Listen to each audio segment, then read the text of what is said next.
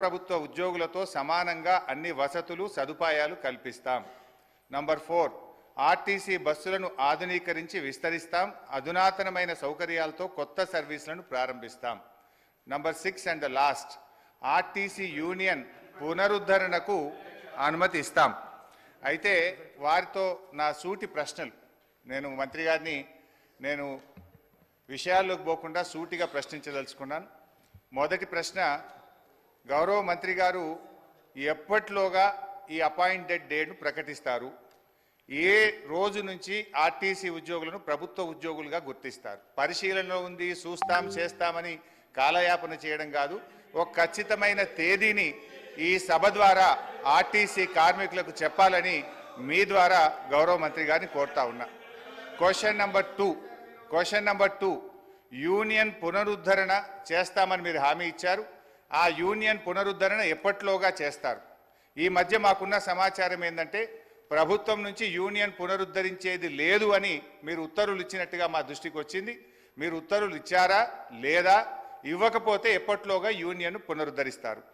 Question number 3, ఆర్టీసీలో చనిపోయిన కార్మికులకు గతంలో మా బీఆర్ఎస్ ప్రభుత్వం ఉన్నప్పుడు చనిపోయిన పిల్లలకు వెంటనే పర్మనెంట్ ఉద్యోగం మేము ఇచ్చేవాళ్ళం. కానీ మీ ప్రభుత్వం వచ్చిన తర్వాత ఆ పర్మనెంట్ ఉద్యోగం అనే నిబంధన తీసేసి బ్రెడ్ విన్నర్ స్కీమ్ అనే స్కీమ్ పెట్టి కన్సాలిడేటెడ్ పే కేవలం 15,000 రూపాయల జీతం ఇచ్చి 3 ఏళ్ళు మీరు 15,000 జీతానికి పనిచేస్తే అప్పుడు పర్మనెంట్ చేస్తామని చెప్పి ఇలా చనిపోయిన కార్మికులకు మీ ప్రభుత్వం అన్యాయం చేసిన మాట వాస్తవమా? ఇది ఎందుకు తెచ్చారు?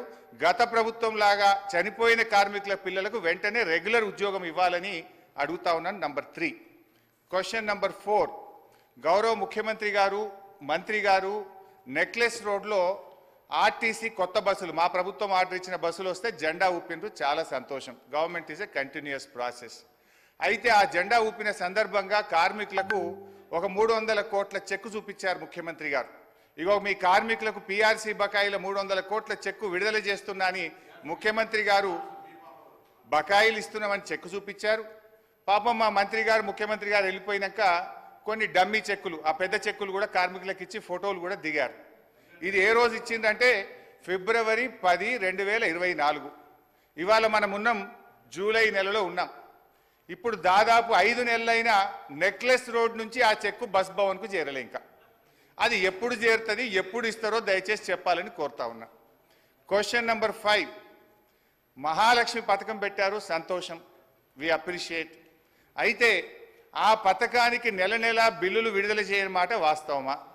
మహాలక్ష్మి పథకం కింద రాష్ట్ర ప్రభుత్వం ఆర్టీసీకి ఇవ్వాల్సిన నిధులు ఎన్ని, ఇప్పటి వరకు ఇచ్చిన ఎన్ని, ఇవ్వకపోవడం వల్ల కార్మికుల యొక్క పిఎఫ్ మరియు సిసిఎస్ డబ్బులు మళ్లించి కార్మికులకు జీతాలు ఇచ్చిన మాట వాస్తవమా? ఆ నిధులు ఎప్పటిలోగా ఇస్తారో సూటిగా చెప్పాలి.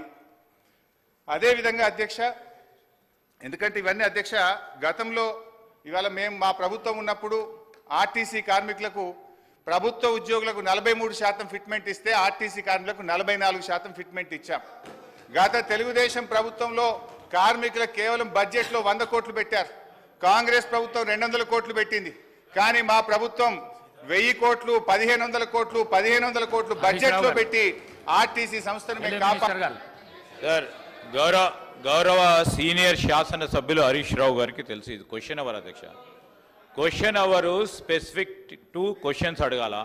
రెండో, చాలా సంతోషం, మా మేనిఫెస్టోనైతే మొత్తం టీఆర్ఎస్ నాయకులు పట్టిండ్రు, చాలా సంతోషం.